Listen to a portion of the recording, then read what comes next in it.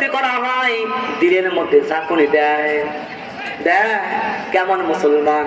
ও প্রিয় মুসলমানরা, সাহাবীদের সময় যারা নবীকে গালি দিতেন, সাহাবীদের সময় যারা কোরআন নিয়ে আলোচনা করতেন, জীবন বাজি রেখে তাদের সাথে তারা যুদ্ধ করেছে, তাদের কথার জবাব দিয়েছে, ঠিক কিনা? ও প্রিয় ভাইরা, যদি এখনো আমাদের নবীকে কেউ গালি দেয়, কটূক্তি করে, ইসলাম নিয়ে কটূক্তি করে, যে শান্তির ধর্ম নিয়ে কটূক্তি করে, ইসলামের বাণী নিয়ে কটূক্তি করে, আমরা নিশ্চয়ই সেই কথার জবাব দেবো, ঠিক কিনা বলেন? প্রিয় মুসলমান, যদি জান দিতে হয় জান দেবো, মাল দিতে হয় মাল দেবো, এবং যদি আমাদের ফাঁসিতে ঝুলতে হয় আমরা ঝুলবো, আগুনে পুড়তে হয় আমরা পুড়বো, পানিতে ঝাঁপ দিতে হয় ঝাঁপ দেবো। তবু আল্লাহর কসম করে বলতেছি, আমাদের মুসলমানদের সামনে যারা নবীকে নিয়ে কটূক্তি করবে, ইসলাম ধর্ম নিয়ে কটূক্তি করবে, কোরআন নিয়ে কটূক্তি করবে, আমাদের জান থাকা পর্যন্ত ইনশাআল্লাহ তাদের সেই কথার জবাব দেবো, ঠিক কিনা বলে?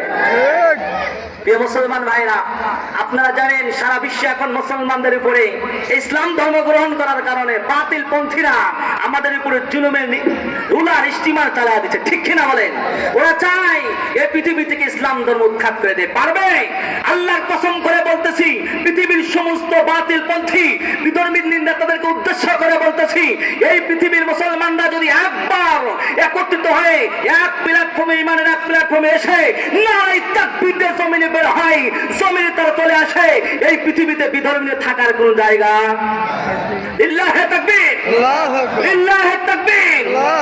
আল কোরআনের আলো, আল হাদিসের আলো, নারায়ে তাকবীর। যে মুসলমান এই ধর্ম